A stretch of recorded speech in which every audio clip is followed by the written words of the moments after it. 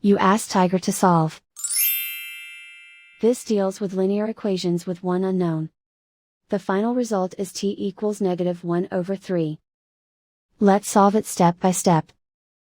Group all constants on the right side of the equation. Subtract 2/5 from both sides. Combine the fractions. Combine the numerators. Reduce the zero numerator. Simplify the arithmetic. Find the lowest common denominator. Multiply the denominators.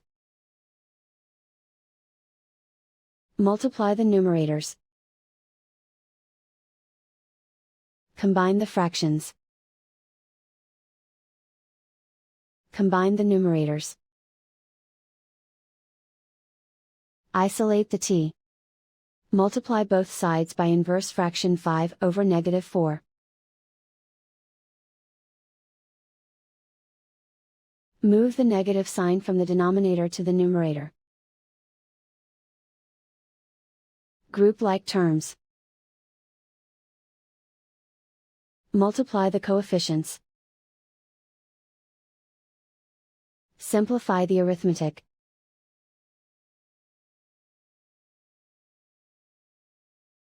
Move the negative sign from the denominator to the numerator. Multiply the fractions.